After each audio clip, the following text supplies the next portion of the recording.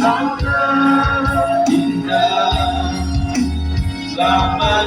ku menyembah, selamanya ku menyembah. Sekali lagi, selamanya ku menyembahmu, Yesus. Berikan kemuliaan bagi Tuhan kita. Terima kasih Tuhan, inilah kami belajar menyembah-Mu. Karena nantinya kami akan terus menyembah Tuhan di kekekalan Tuhan. Kembali pada hari ini kami akan belajar kebenaran firman Tuhan. Sampaikanlah ya Roh Kudus supaya semua kami diberkati oleh Tuhan.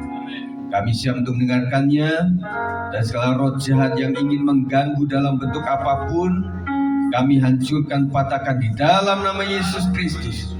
Kami siap untuk mendengar. Demi nama Yesus kami berdoa. Yang percaya katakan amin. Silakan duduk. Shalom saudara sekalian. Kita kembali dalam anugerah Tuhan. Apapun itu masalah kita tetap percaya bahwa Tuhan baik. Amin. Puji Tuhan, kita tetap mendoakan untuk hari-hari ini, untuk pemerintah kita yang sedang mengurusi banyak hal, saudara. Belum masalah BBM, belum masalah koruptor, sudah terjadi banjir, saudara. Tetapi ya kita masih bersyukur ya. Kalau di WBI, di Komsel kemarin saya tanyakan apakah ada yang terendam rumahnya. Nah sekarang saya tanyakan di jemaat umum ini, apakah ada yang terendam, saudara? Enggak ada? Puji Tuhan lah. Kita bersyukur, amin. Puji Tuhan. Nah kita belajar lagi saudara sekalian tentang Allah Tritunggal. Nah beberapa sesi kurang lebih setahun ini kita belajar tentang doktrin GBI, saudara. Tentang Allah Tritunggal kita nanti akan baca dalam Efesus 1 ayat 1 sampai 14. Ya kita akan baca ini. Sementara saya mempersiapkan diri, saya cari lagu-lagu yang bermakna Tritunggal, saudara sekalian. Adanya cuma satu.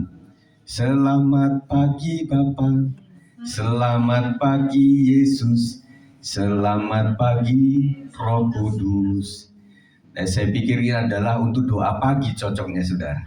Karena semalam telah berlalu begitu, saudara. Akhirnya saya buat sendiri, saudara. Nanti kita akan nyanyikan itu, saudara. Ya. Kita akan baca Efesus 1 ayat 1 sampai 14 karena ini cukup panjang. Kita agak cepat saja, saudara ya. Saya saudara begitu. Efesus 1 ayat 1 sampai 14. Dari Paulus, Rasul Kristus Yesus oleh kehendak Allah, kepada orang-orang kudus di Efesus, orang-orang percaya dalam Kristus Yesus. Silakan. Kasih karunia dan damai sejahtera dari Allah Bapa kita dan dari Tuhan Yesus Kristus. Terpujilah Allah dan Bapa Tuhan kita Yesus Kristus yang dalam Kristus telah mengaruniakan kepada kita segala berkat rohani di dalam sorga. Sebab di dalam Dia Allah telah memilih kita sebelum dunia dijadikan, supaya kita kudus dan tak bercacat di hadapan-Nya. Ada lagunya kan? Kau telah memilihku sebelum dunia dijadikan. Saya lanjutkan. Dalam kasih Ia telah menentukan kita dari semula oleh Yesus Kristus untuk menjadi anak-anak-Nya sesuai dengan kerelaan kehendak-Nya. Supaya terpujilah kasih karunia-Nya yang mulia, yang dikaruniakannya kepada kita di dalam Dia yang dikasihi-Nya. Sebab di dalam Dia dan oleh darah-Nya kita beroleh penebusan, yaitu pengampunan dosa menurut kekayaan kasih karunia-Nya yang dilimpahkannya kepada kita dalam segala hikmat dan pengertian. Sebab Ia menyatakan rahasia kehendak-Nya kepada kita sesuai dengan rencana kerelaannya, yaitu rencana kerelaan yang dari semula telah ditetapkannya di dalam Kristus. Sebagai persiapan kegenapan waktu untuk mempersatukan di dalam Kristus sebagai kepala segala sesuatu, baik yang di surga maupun yang di bumi. Aku katakan di dalam Kristus, karena di dalam Dialah kami mendapat bagian yang dijanjikan. Kami yang dari semula ditentukan untuk menerima bagian itu sesuai dengan maksud Allah yang di dalam segala sesuatu bekerja menurut keputusan kehendak-Nya. Supaya kami yang sebelumnya telah menaruh harapan kepada boleh menjadi puji-pujian bagi kemuliaan-Nya. Di dalam Dia kamu juga, karena kamu telah mendengar firman kebenaran, yaitu Injil keselamatanmu, di dalam Dia kamu juga ketika kamu percaya dimeteraikan dengan Roh Kudus yang dijanjikannya itu. Dan Roh Kudus itu adalah jaminan bagi kita sampai kita memperoleh seluruhnya, yaitu penebusan yang menjadikan kita milik Allah untuk memuji kemuliaan. Puji Tuhan. Kita lanjut saudara sekalian tentang pengakuan secara lengkap,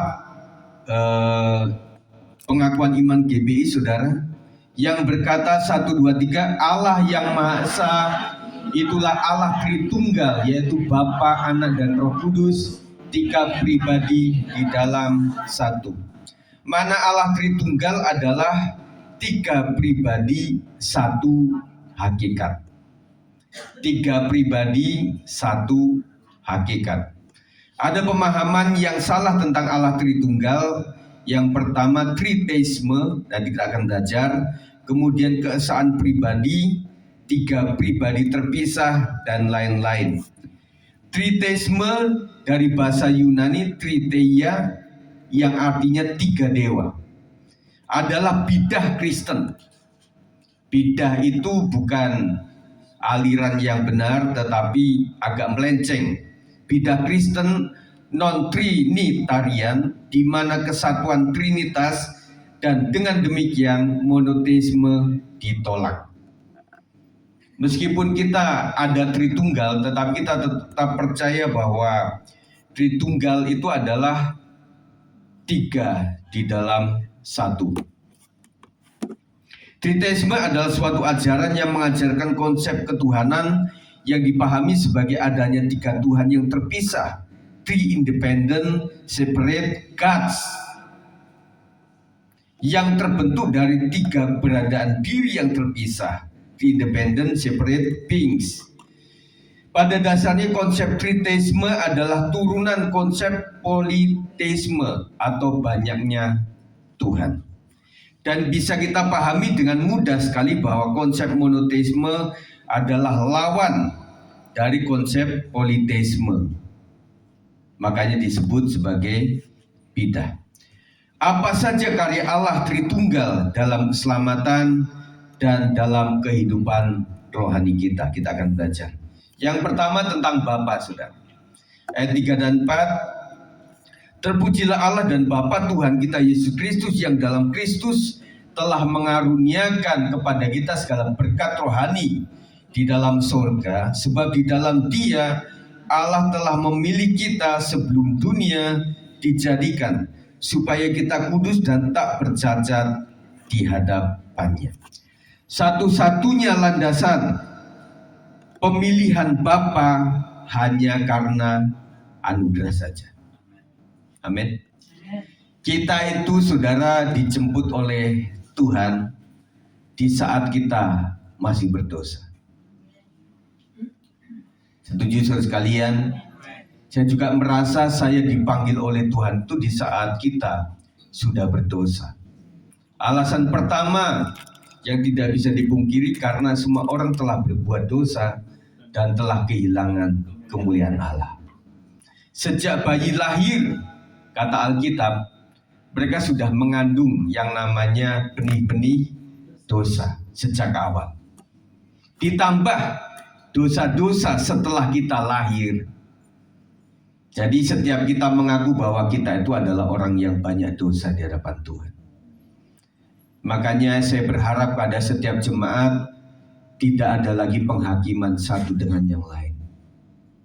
Kita kemarin belajar tentang kasih dan pengampunan. Semua kita orang percaya harus memiliki kasih dan pengampunan, karena itu adalah karakter yang dimiliki oleh Bapa di surga.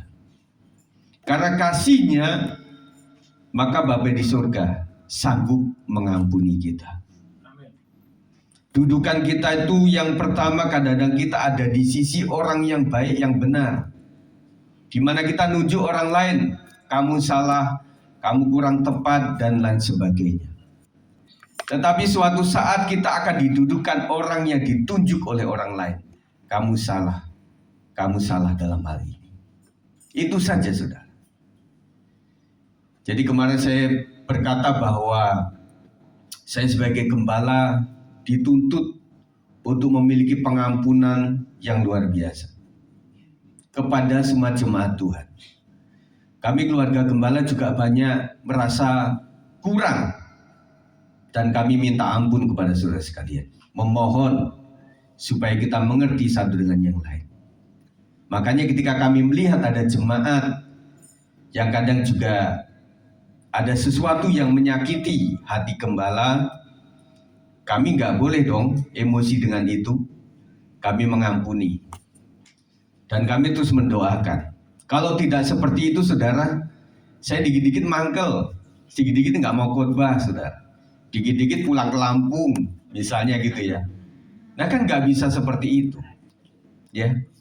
Dan kemudian sebagai melankolis, saya itu juga rata-rata ya perfect orangnya. Dan yang kedua adalah Flegmatik melankolis itu bersifat pencari damai. Para melankolis dan flegmatik tentunya setuju, saudara. Gak suka kalau misalnya dalam kumpulan itu ada berantemnya, ada cekcoknya itu. Saya suka tinggalin itu, saudara. Dan saudara bisa bayangkan gak ketika menjadi pemimpin, misalnya dalam sebuah komunikasi kemudian ada sesuatu yang tidak menyukakan saya, kemudian saya tinggalkan itu, rasanya nggak fair, saudara. Saya beberapa kali melihat juga dalam rapat, ketika orang rasa didukung, dia ada di situ. Ketika dia nggak didukung, dia pergi, saudara. Saya lihat itu, saudara. Dan rasanya sebagai pemimpin nggak begitu, saudara. Akhirnya saya dihajar luar biasa. Dan seperti saya katakan kemarin, saya itu beruntung memiliki mertua yang kolerik murni. Ya saudara, flegmatik sama kolerik itu sebenarnya nggak bisa nyampur, saudara. Yang satu tendang, yang satu menghindar, nggak bisa, saudara. Dan akhirnya saya dididik seperti itu, saudara. Dan sampai kepada kesimpulan setiap orang akhirnya temperamennya akan berubah, saudara. Dan saya harus memiliki yang namanya flegmatis melankolis, harus sempurna. Dan memang saya pernah mengalami yang namanya orang perfect itu capek, saudara. Karena selalu melihat yang tidak beres. Dan akhirnya ketika saya nyuruh orang agak lambat aja, langsung saya tangani sendiri. Dan saya bersyukur bahwa saya bisa semua dari sejak saya pengerja, saudara. Gak cuma ngepel dan juga menyapu gereja yang cukup gede. Saya juga diberikan keahlian untuk main musik dan juga sound system, audio semuanya. Dan saya bayangkan, saudara, ketika ini saya nggak ahli, saya pasti nunggu orang. Saya tahu ini rusak, saya tunggu orang pasti.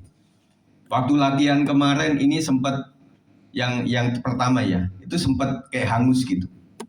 Dan kemudian lihat, saya tanya kenapa ya, Bang Rusel ke atas, Pak Gem, itu ada masalah.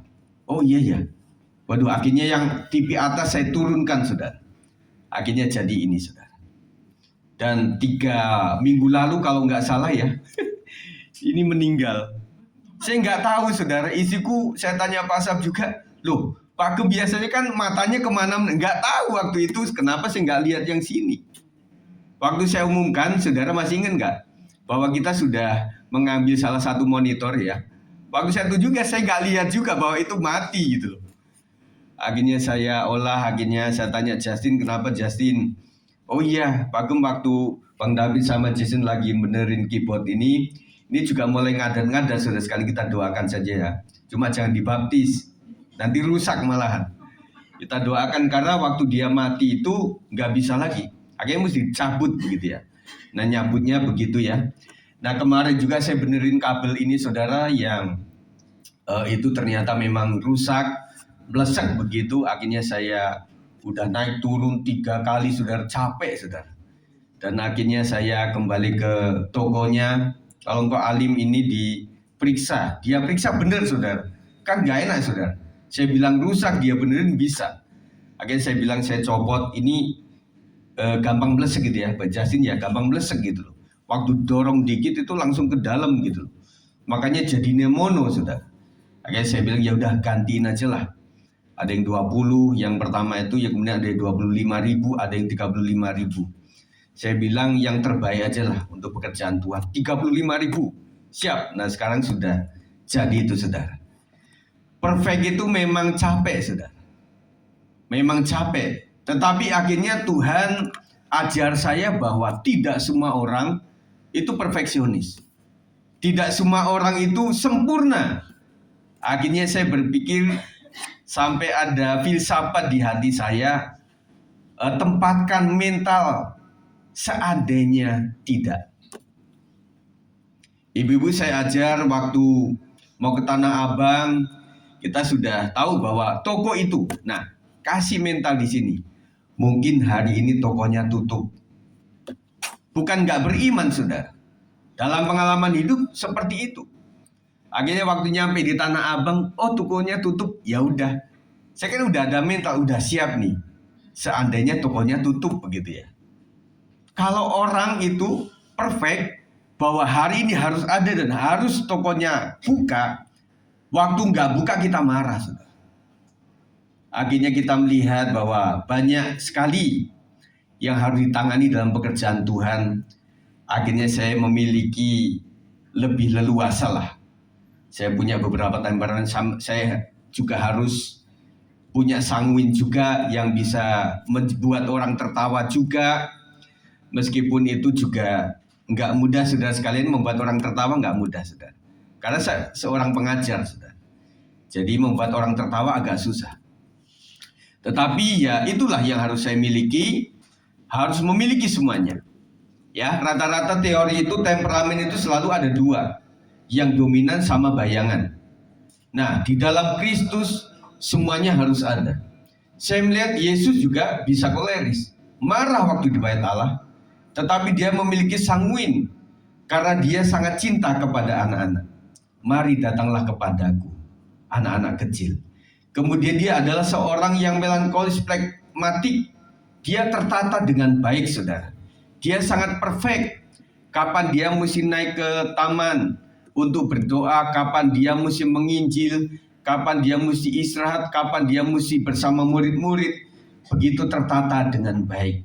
Makanya saudara sekalian, inilah yang menjadi landasan pelayanan kita bersama. Amin. Puji Tuhan. Jadi anugerah saja saudara. Dan bukan karena sesuatu yang kita bisa kerjakan atau hasilkan lebih dahulu. Anugerah itu adalah yang seharusnya kita tidak miliki, tetapi kita miliki. Yang seharusnya kita tidak bisa, tetapi kita bisa. Itu adalah anugerah Tuhan. Kemarin kita sudah melihat kesaksian daripada teman saya, seorang pendeta yang istrinya seorang dokter. Temanku ini adalah seorang Jawa, kemudian dia punya istri seorang dokter, orang Kupang. Orang yang keras ya, rata-ratanya seperti itu. Dan kemudian bagaimana mereka menceritakan bagaimana kisahnya, pergumulannya saudara. Karena meskipun seorang dokter, tetapi ginjalnya anaknya jika itu harus rusak juga. Akhirnya selama setahun itu menjadi pergumulan buat mereka berdua. Dan saya tanyakan kepada Pak Wito, gimana sih?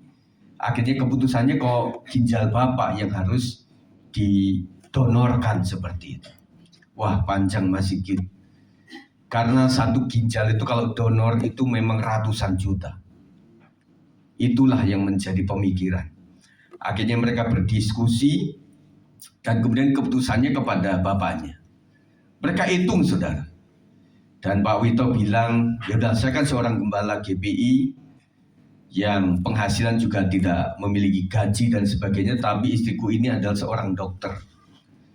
Seandainya saya ada apa-apa, mungkin bisa covering lah istriku ini. Dan bergumul, istrinya juga bergumul. Karena saya informasikan Bapak Saudara sekalian, yang namanya ginjal yang dicangkokkan itu akan menjadi seperti itulah siapa yang dicangkok gitu loh. Misalnya begini. Ketika ginjal seorang laki-laki dicangkokkan kepada seorang perempuan, suatu saat perempuan itu bisa berkumis. Ya. Dan kemudian yang kedua, ginjal itu yang sudah tua, usianya kan sudah tua Pak Wito itu. Dan benar anaknya masih muda lah. Itu nanti ginjal itu lama-lama mengadaptasi menjadi lebih muda. Nah itu saudara. Akhirnya dirinci-rinci bagaimana ya. Seharusnya ginjal ibunya saudara. Supaya wanita kepada wanita begitu. Akhirnya bergumul ya sudahlah. Akhirnya diputuskan seperti itu. Dan akhirnya ditanya sama hostnya itu kan, Pak Wito gimana sama ibu ini ketika menghadapi seperti itu? Tentunya penghakiman dari orang cukup banyak kan. Oh iya Pak, jangankan masalah ginjal, seorang pendeta sakit aja, wah itu penghakimannya luar biasa. Wah si pendetanya nggak bener, gitu kan. Pokoknya jadi pendeta tuh enak-enak nggak enak saudara. Jadi mesti berusaha kuat. Makanya doakan saya, doakan kami sekeluarga supaya tetap sehat, saudara. Ya, akhirnya keputusannya seperti itu. Nah kemudian si ibu dokter ini juga bilang sebenarnya ginjal satu juga oke lah, masih bisa mengadaptasi. Pertama-tama pendonor itu juga ditanya sama Pak Wito itu juga memang masih berat itu untuk melakukan itu, tetapi masih bisa. Ya, terus kemudian ada pertanyaan yang kedua itu orang yang cuci darah itu ya. Kenapa ada beberapa tuh yang langsung dipanggil? Nah, kata ibu dokter itu, ya sebenarnya bisa panjang umurnya itu, asalkan tertib. Jadi kalau cuci darah itu hadinya itu Rabu Jumat, ya Rabu Jumat itu. Maka saya bisa bayangkan bagaimana Ibu Herma sama Pak Beni ya mengatasi itu semuanya. Yang penting teratur itu bisa lama. Dan Pak Beni sudah berapa tahun, Pak? Jalan 7, puji Tuhan. Tepuk tangan tuh bagi Tuhan. Gak gampang saudara. Dan kemudian ada informasi juga, dan juga di tagline-nya itu bahwa di Jakarta, itu ada umur anak-anak pendidikan itu juga sudah cuci darah 2 kali seminggu. Masih belasan, SMP, SMA lah. Ya, yang sempat tervideo itu. Bu Linda juga tahu ya Bu. Jadi anak-anak muda tidak jaminan bahwa yang tua lebih dipanggil Tuhan lebih dulu. Kalau hidup kita nggak benar juga akan mengalami itu. Banyak ilmunya saudara, makanya nanti lihat lagi saudara ya. Bisa lihat lagi. Dan kemudian juga setelah ditanya, Bu, kenapa sih anaknya sampai cuci darah? Oh iya, dia tuh nggak suka dengan air putih. Ada nggak yang minum air putih muntah? Bahaya itu. Dia sukanya Sprite, Fanta begitu ya. Dan di sini puji Tuhan air putih. Kalau ada jus juga enak sih. Nah itu. Terus kemudian ada pertanyaan lagi, ada orang-orang yang sudah tengah umur itu jaga badan luar biasa loh. Kita juga sangat tidak mengerti dengan almarhum pendeta Risa Solihin. Saudara beberapa kenal itu, orangnya badannya bagus saudara. Langsing, dan kemudian dia jaga badan banget.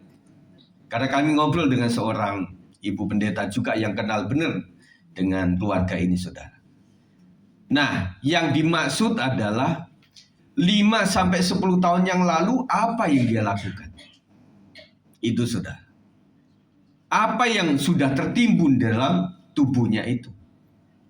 Nah, akhirnya saya berpikir berarti orang jaga badan di tengah usia itu karena dia sudah tahu bahwa sebelum-sebelumnya itu hidupnya, cara makannya, pola tidurnya tidak baik. Makanya dia jaga badan. Tetapi yang namanya tubuh saudara sekalian tidak bisa bersandiwara. Ya, yang sudah tertimbun ya sudah. Akhirnya teman-teman sekalian yang pernah hidupnya itu nggak benar juga. Saya kurus-kurus begini juga waktu kecil juga makannya babi putih saudara. Ya saya pernah cerita itu kan. Kadang-kadang juga suka pegel-pegel di sini. Bukannya orang kampung itu sehat-sehat Pak. Ya ada yang begitu. Tetapi saya pernah mengalami yang begitu banyak. Selain itu saya suka blondo. Blondo itu apa? Jadi kalau buat minyak dari kelapa itu ada depannya. Itu blondo tuh. Apa disebutnya? Hah? Ya beda-beda ya. Itu kan sangat enak, manis gimana, tapi lemaknya kan luar biasa. Ya. Jadi itulah akhirnya ya udahlah, usia udah mulai seperti apa begitu ya. Oke, itu kesaksian sedikit saudara ya. Jadi saya katakan bahwa pemilihan Bapak itu adalah anugerah saja. Anugerah itu yang, nah saya akan kembali katakan ini, bahwa kalau saudara tidak bisa jaga badan, tidak bisa 4 sehat 5 sempurna, bahkan apa adanya dan saudara tetap sehat, itu adalah anugerah Tuhan. Saudara bukan pekerja keras, tetapi saudara diberkati, itu anugerah Tuhan. Saudara bukan marketing yang bagus, tetapi usaha warung saudara, bagian saudara bisa laris oleh karena anugerah Tuhan saja. Amin. Makanya saudara sekalian semua banyak anugerah dalam kehidupan kita ini. Proses ini terjadi sebelum dunia dijadikan. Ini menunjukkan bahwa di dalam kekekalan Allah Bapa telah memilih kita, mengenal kita, dan memiliki rancangan buat kita. Tidak ada yang kebetulan. Tujuan pemilihannya ditetapkan Bapa Surgawi supaya kita kudus dan tak bercacat di hadapannya. Sejak bakal anak, Tuhan mengenal kita. Amin. Puji Tuhan. Kita lanjutkan lagi. Yang kedua tentang anak, yaitu Yesus menebus. Ayat 7 sama-sama. Sebab di dalam Dia dan oleh darahnya kita beroleh penebusan, yaitu pengampunan dosa menurut kekayaan kasih karunia-Nya. Menebus berarti membeli atau menukar. Saudara sekalian, menebus itu artinya membeli atau menukar atau menggantikan posisinya. Kita itu nggak layak untuk menerima hak ahli waris kerajaan surga. Tetapi bagaimana ceritanya manusia yang berdosa itu supaya bisa ditebus dan kembali menjadi milik yang sejati dari Allah. Hanya satu-satunya yang bisa dilakukan adalah yang pertama harus kudus. Tidak ada manusia yang kudus. Berarti nilainya seperti Allah. Makanya Yesus yang diutus, yang tidak pernah bersalah. Kemudian yang kedua, yang menebus itu harus menggantikan posisi hukuman. Akhirnya Yesus harus dicela, dianiaya, dipermalukan, disalibkan, sehingga mati, saudara. Yang ketiga adalah yang menebus itu adalah seseorang, kalau saya sebut seseorang, yang memiliki kerajaan surga, yang pernah di surga, turun ke bumi, mengajak ke surga lagi. Saya ulang lagi, perumpamaan ini seandainya saya diajak seseorang untuk ke Aceh, tetapi orang tersebut bukan orang Aceh, atau bukan orang yang pernah tinggal di Aceh, tetapi orang tersebut adalah orang Tegal misalnya. Yo Pak, ke Aceh Pak, Anda pernah ke sana? Ya kita lihat Google Map aja. Saya sering saudara sekalian ngikutin Google Map itu, yang akhirnya malah kemana-mana saudara. Tetapi bersyukurnya saya tahu Depok saudara. Ternyata Depok itu luas juga, karena nyasar saudara. Ya. Nah, saya pelajari bahwa meskipun orang menggunakan Google Map, minimal 60% dia paham dengan jalan tersebut.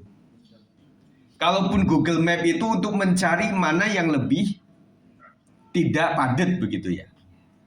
Kemarin kamu mau ke Argo saya itu. Saya tanya ke Ibu Nina juga, Nin, kalau misalnya lewat tol caranya bagaimana? Aduh Kak Sigit, saya nggak tahu. Kalau dari Argo ke Margonda saya tahu. Nah ini masalahnya dari Margonda ke situ, saya pernah kan sama Pak Sap kalau nggak salah ya. Itu mesti ngikutin jalur Cinere juga gitu, muter-muter saudara. Akhirnya ya sudah, saya ke Google Map, ngarahnya itu ke Kartini, kemudian di wilayah Depo di situ. Nah istriku kan nggak paham dengan ke situ ya, udahlah. Saya tanya ke istri sama mama juga, kemana kita arahnya? Istriku bilang, ya udah ke Sawangan aja lah. Ya udah nembus itu saudara. Dan akhirnya saya tahu bahwa depan P-Store itu menjelang Mampang itu kan suka banjir ya. Nah saya berpikir enggak lah, ternyata banjir sudah. Akhirnya banjir, ya sudahlah, kita sudah lewati itu. Akhirnya nyampe di tol, wah itu saya berpikir awal tol dibuka itu akhirnya enggak akan macet. Tapi ternyata macet sekarang. Nah setelah tol itu saya ke kiri, saudara. Jadi Google Map ternyata juga membantu, tetapi juga membuat kita, apalagi kalau di kota, saudara, kan suka ada jalan layang tuh. Nah antara kita mesti ke bawah atau, nah itu suka, saudara. Tapi kalau matanya udah agak-agak, saudara, ini mana sih? Maksudnya ke bawah atau ke atas, begitu, saudara. Suatu kali saya pernah mau ke Ion, mana itu? Yang sini? Pejaten ya? Apa itu? Tanjung Barat. Saya 2 kali nggak usah. Jadi saya muter, loh belum nyampe ya. Akhirnya muter lagi. Yang kedua muter lagi, salah lagi. Ternyata mesti menuju pasar Minggu itu, saudara. Nah baru ke situ ya. Ini ya pengalaman atau gimana nih? Nah saudara. Jadi begitulah Google Map ya. Jadi banyak sekali akhirnya orang yang pakai Waze lah, bagaimana lah. Tapi intinya kita harus kuasai dulu ya. Kita kembali lagi bahwa kita itu adalah ditebus oleh Kristus. Kita yang berdosa ditebus oleh Kristus, Sang Anak, dan pelanggaran kita yang diampuni. Alat penebusan yang dinyatakan di sini adalah melalui darahnya. Dengan demikian harga kita di hadapan Tuhan senilai dengan darahnya. Tidak bisa ditukar dengan apapun. Sejak perjanjian lama penebusan itu harus menumpahkan darah. Dan akhirnya ini hanya tertuju kepada Yesus yang bisa menebus kita, saudara. Hal ini pun terjadi karena sebuah landasan kekayaan anugerahnya bagi kita yang berdosa. Yang terakhir, Roh Kudus memeteraikan kita, saudara. Ayat 13-14, 1, 2, 3. Di dalam Dia kamu juga, karena kamu telah mendengar firman kebenaran, yaitu Injil keselamatanmu. Di dalam Dia kamu juga, ketika kamu percaya, dimeteraikan dengan Roh Kudus yang dijanjikannya itu. Dan Roh Kudus itu adalah jaminan bagi kita sampai kita memperoleh seluruhnya, yaitu penebusan yang menjadikan kita milik Allah untuk memuji kemuliaannya. Allah Roh Kudus adalah pribadi yang memeteraikan karya keselamatan yang besar itu. Meterai menekankan tentang tanda kepemilikan. Jadi secara sah dan kuat kita adalah milik Allah. Dari mana taunya, saudara? Kalau misalnya ada kendaraan, kita tahu itu milik siapa dari STNK. Makanya waktu jual beli, orang harus pindah namanya nama. Karena motor Mio ini punya siapa, atas nama siapa, Pak? Nah, atas nama itu. Nah, suatu saat saudara sekalian, saya waktu sidang MD itu ada teman saya pendeta Agus Bongga itu ngobrol panjang sama kita. Akhirnya tasnya ketinggalan, saudara. Akhirnya tas ketinggalan, wah ini punya siapa ya? Akhirnya saya butuh saksi, saya bawa ke pendeta Heru dengan Ibu Vina. Bu, tolong jadi saksi ya, ini tas, saya nggak tahu tas punya siapa, tetapi mungkin ada identitas gitu loh. Akhirnya saya buka, ada dompet di situ. Saya bilang, ini STNK atas nama ini. Pak Heru bilang, jangan gitu Pak, STNK bisa atas nama siapapun. Kali aja itu mobil pinjaman atau mobil atas nama istrinya begitu ya. Oh iya benar juga. Nah akhirnya saya lihat data-data lain dari foto-foto. Oh iya ini atas nama Pak Agus Bongga. Akhirnya saya telepon beliau. Nah saudara sekalian, pemilik kendaraan bisa siapapun juga, saudara. Tetapi yang membayar pajak atas nama itu, saudara. Pemerintah sudah atur kalau bayar pajak mesti pakai KTP asli, begitu kan? Meskipun sekarang secara online juga bisa. Kemarin saya arahkan anak saya, Fed, kamu agak sibuk, lakukan pembayaran pajak secara online saja. Dan itu bisa, anakku bisa. Dan kemudian saya lihat tutorial juga di YouTube, itu juga banyak tutorial saudara sekalian Kalau Bapak Ibu agak susah mencari ilmu, cari ada di YouTube ya, tetapi sumbernya mesti benar. Akhirnya dikasih tutorial. Oh iya, oh itu bisa kok di print. Itu bisa juga dicetak sendiri begitu ya. Nah itu ada dua, di tutorial itu ada pajiknya, kemudian ada barcode. Nah barcode itulah yang nantinya waktu dirahasia, waktu ada polisi akan scan itu, barcode-nya itu. Nanti akan muncul bahwa ini memang sudah bayar pajak di pusat begitu ya. Lebih mempermudah katanya. Meskipun di beberapa hal itu lebih sulit, saudara. Suatu saat waktu saya mengurusi tentang Jason waktu itu ya, saya udah ke RT, saya udah ke RW, saya ke kelurahan, kemudian diarahkan ke wali kota. Akhirnya ke wali kota situ juga orang bingung, saudara, ibu-ibu ya terutama. Aduh Pak, tolong ini gimana nih, saya scan-nya yang pakai itu loh, yang pakai aplikasi itu loh. Akhirnya sulit, akhirnya sampai ke wali kota saya. Akhirnya di situ ada sebuah counternya yang kita daftarin di situ, kita foto di situ. Akhirnya saya punya secara online-nya. Jadi nama saya ada dengan biodata, kemudian istri saya ada, Yafet juga ada, Jason juga ada di situ, saudara. Lebih mudah. Tetapi buat orang-orang yang gaptek lebih susah. Yang lebih manual ya Bu ya. Yang orang suka manual itu lebih suka manual lah daripada yang elektronik apaan itu, saudara ya. Nah makanya saya di sini melayani saudara sekalian secara hybrid. Yang susah online, mari datang PWP, kan gitu saudara.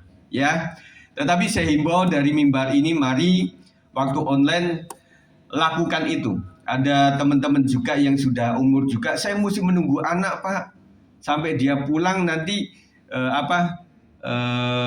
bukakan itu Zoom-nya, bagaimana caranya seperti itu ya.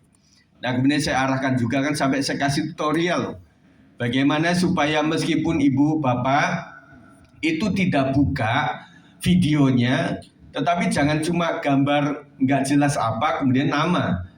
Makanya kasih foto di situ sampai saya ajarin. Dan kemudian caranya harus landscape lah. Jangan begini ya. Apalagi berdua. Mesti landscape begitu ya. Nah kemudian saya arahkan juga bahwa itu ada settingan yang scale fit, yang artinya bisa penuh di layar. Kalau tidak itu cuma 3:4, jadi cuma kecil begitu ya. Sampai saya arahkan begitu saudara. Ya. Kemudian saya juga minta informasi apakah 1 jam itu kelamaan, takutnya kelamaan juga ya. Nah waktu menjelang akhir itu kita sudah salam-salam dan bagaimana, ya Pak saya duluan ya Pak, langsung hilang sudah. Padahal kita pengen ngobrol gitu ya. Apakah 45 menit dibuatnya atau 30 menit, terserah lah. Tapi kadang-kadang waktu menyembah itu memang nggak terasa udah hampir 20 menit ya. Nah itu saudara, jadi yang kita lakukan pada zaman ini memang ada secara elektronik yang kita harus lakukan. Mari teman-teman muda ajarin bapak ibumu ya, opa omamu diajarin. Lebih bagus lagi, beliin HP yang lebih bagus. Kasih handphone, smartphone gitu ya. Tapi balik lagi nanti Pak Hartono bilang, yang smartphone malah nggak kepake. Yang kepake malah Nokia yang ada senternya itu loh. Iya kan? Jadi saudara sekalian memang ya kalau dalam keadaan yang kotor-kotor ya nggak bisa touchscreen lah ya, mesti yang tombol-tombol begitu ya. Nah, terserah itulah Bapak Ibu sekalian ya.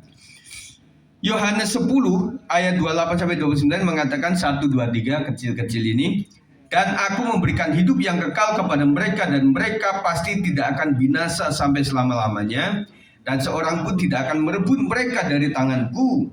Bapakku yang memberikan mereka kepadaku lebih besar daripada siapapun, dan seorang pun tidak dapat merebut mereka dari tangan Bapa. Puji Tuhan. Tujuan dari pemeteraian adalah jaminan warisan kita di surga untuk memuliakan Tuhan.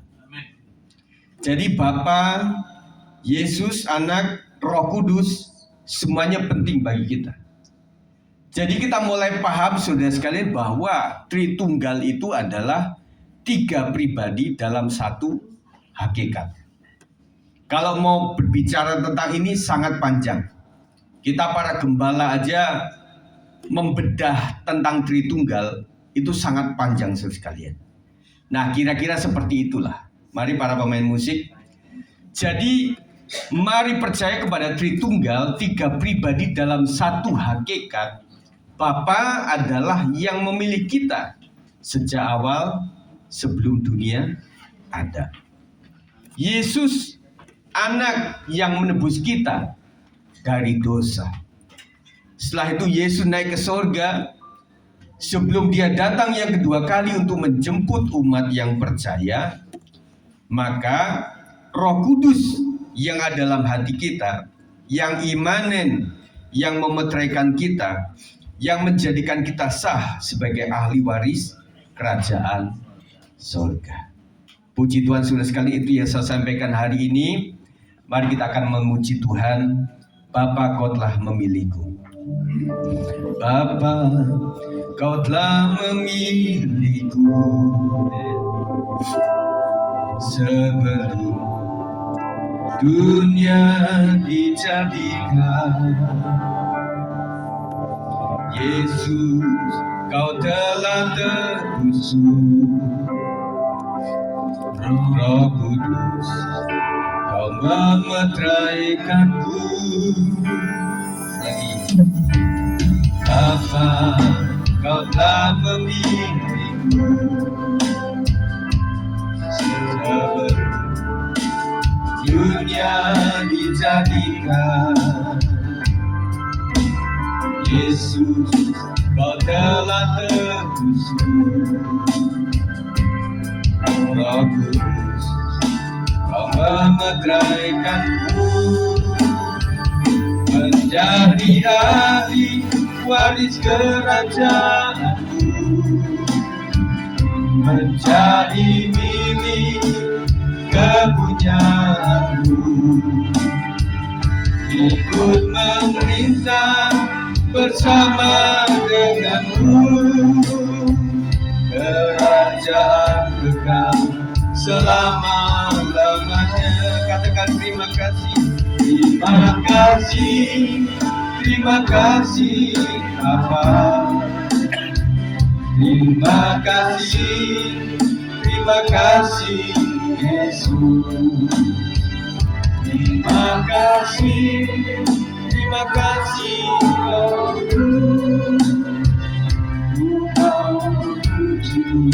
selama-lamanya. Bapak-bapak saja. Bapa, Kau telah memilihku. Pria saja. Sebelum dunia dijadikan, Yesus, Kau telah terusuk. Roh Kudus, Kau memeteraikanku. Yang wanita saja. Kau telah memilihku sebelum dunia dijadikan. Sebelum dunia dijadikan, Yesus, Kau telah terusuk. Roh Kudus, Kau memeteraikan semuanya menjadi ahli waris kerajaanmu, menjadi milik kepunyaanmu, ikut memerintah bersama denganmu, kerajaan kekal selama-lamanya. Terima kasih Bapa. Terima kasih Yesus. Terima kasih Roh Kudus. Engkau memuji selama-lamanya. Katakan menjadi ahli waris kerajaan, menjadi ahli waris kerajaan, menjadi milik kepunyaanmu, ikut bersama denganmu, kerajaan kekal selama. Mari kita bangkit berdiri. Terima kasih, terima kasih ya Bapa, terima kasih Yesus, terima kasih Yesus, terima kasih Roh Kudus, terima kasih Roh Kudus, Tuhan memilikimu selama-lamanya. Angkat tanganmu, terima kasih, terima kasih, terima kasih Bapa, terima kasih Yesus, terima kasih Roh Kudus, ku mau memujimu selama-lamanya. Terima kasih, terima kasih. Mari bersyukur di hadapan Tuhan. Terima kasih Yesus, terima kasih Roh Kudus, ku mau memujimu selama-lamanya. Mari sembah Tuhan. Terima kasih Bapa, terima kasih Yesus, terima kasih Roh Kudus. Haleluya, terpujilah nama-Mu. Mari bersyukur untuk penebusan ini. Terima kasih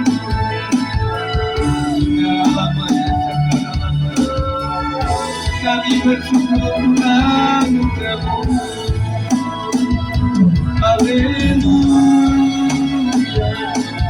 haleluya, haleluya, haleluya. Katakan ini, ku mau memuji, ku selalu puji, ku mau menyembah, ku selalu sembah. Kau yang hanya terima sebuah pujian, kemuliaan hanya ku mau memuji-Mu.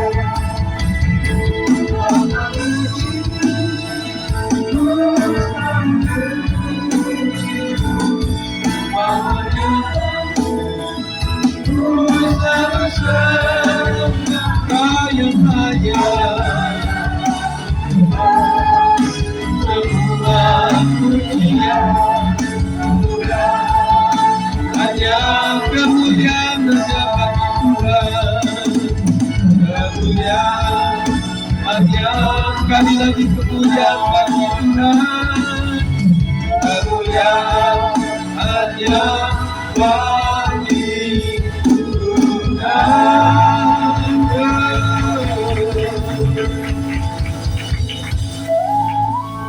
Terima kasih Bapa, Kau sudah memilih kami sejak dunia dijadikan Tuhan. Bahkan sebelumnya Engkau telah memilih kami.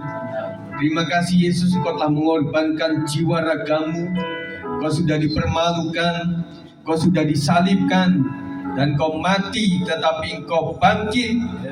Dan sekarang Kau naik ke surga, dan Kau mempersiapkan untuk rumah yang kami akan huni setelah kami meninggal. Terima kasih Roh Kudus yang memelihara kami dengan kekuatan. Kau yang menghibur kami, Kau yang menguatkan kami selama iman kami dipertaruhkan. Kaulah yang menguatkan kami, menghibur kami. Kau yang menasihati kami, Kau yang senantiasa berbicara dalam hidup kami, sehingga membuat pertimbangan dan keputusan kami menjadi baik oleh karena Roh Kudus yang ada dalam hati kami. Kami percaya nantinya kami akan mewarisi kerajaan surga. Terima kasih Tuhan, kami sudah belajar, kiranya berkat Tuhan limpah atas kita. Di dalam nama Tuhan Yesus kami berdoa. Haleluya. Amin. Silakan duduk.